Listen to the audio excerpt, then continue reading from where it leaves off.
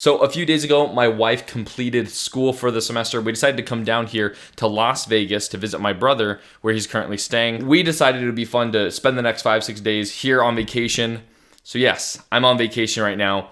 I promised you guys I was going to make a video every single day until we hit 1,000 subscribers, and I take that very seriously. So if I'm being straight with you guys, making videos is not the first thing I want to be doing on vacations, and it wouldn't be for you either. Even though you got to be patient with me with everything going on, I'm definitely doing my best. I literally have my whole setup with lights, and I brought it all, so I'm doing everything I can. So you guys do know where the subscribe button is. Please just make sure and hit it, especially while I'm on vacation here. This is an extra sacrifice that I'm doing just for you guys, and I just want our community to be able to grow for it. With that being said, today's topic is a little bit of a touchy one. I've addressed this very lightly in a previous video. As a matter of fact, it was the video I made about switching over to MacBook for the first time. And in this clip, I basically briefly mention that I don't think phones should be over $500 or $600. And we're going to talk about that. I'm going to expound on that a little bit today. Because growing up, phones really, once they hopped into the smartphone era, they really never got more than expensive than $500, $600, $700, $800. The high-end ones were $700, $800. That was a fat chunk of cash to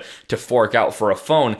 And as they developed and got more advanced, for some reason they got more expensive. I'm currently on the second generation iPhone SE. Okay, and this phone has been such a pleasant experience. I've loved it through and through. It does have the kind of dated bezels, and it has the home button at the bottom, so it's not got the new design, but everything about it has worked perfectly for me. Now, this phone currently retails at Apple.com or at Best Buy or wherever you want to buy a phone for $399.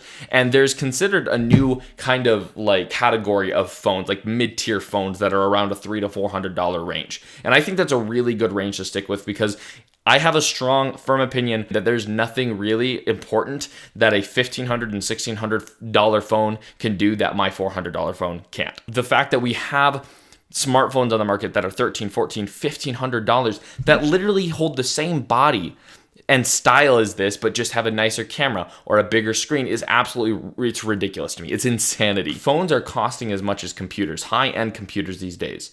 I just purchased an M1 MacBook Pro with 16 gigs of RAM, which is basically the highest configuration that you can get with the new M1 chip MacBooks. It operates perfectly. It literally flawlessly handles, apps like Premiere Pro or Photoshop or Illustrator, and these are pretty hefty apps.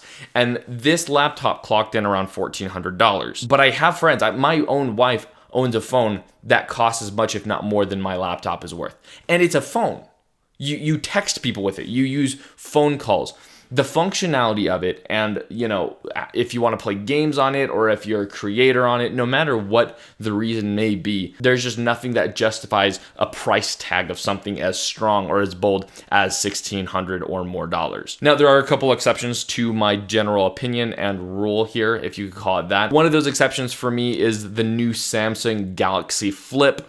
It's a flip phone basically with an entire touchscreen. The touchscreen itself flips in half. Now, if you haven't actually seen it, you should do some research. It's freaking cool. I actually have mad respect for Samsung and all the ambitions that they have. They're doing a lot in the flip phone industry, and they're moving forward in a lot of paces, along with LG and other companies. Basically, anyone besides Apple is really trying to take leaps and strides in order to, create this future of things like touch flip phones and things like that. And that's mad cool to me. I love to see that. These are the kind of phones that I can oftentimes see why they have such a markup in price, right? The same reason that you'll have a prototype Iron Man suit or you'll have a prototype Transforming Optimus Prime that'll be so expensive. It's a first generation and they're doing something that nobody's done before, which means they're creating custom parts. It means that they're having to fork out the cash to create something unique. I think it's just a weird culture thing to say that a laptop you want to buy is $1,500. I mean, you turn heads left and right, especially in Rexburg, where I live in Idaho, a student college area. I mean, everyone just looks at you sideways if you want to spend more than $600, $700 on a laptop. And that's absolutely absurd to me because most of those same people will literally own a $1,000 phone, like an iPhone X. That's my general thoughts on the topic that I kind of wanted to get out in there in the open because I'm actually talking about it. I'm asked about it a lot. A phone shouldn't be more than $600. It has no reason to be unless it's a specialty item.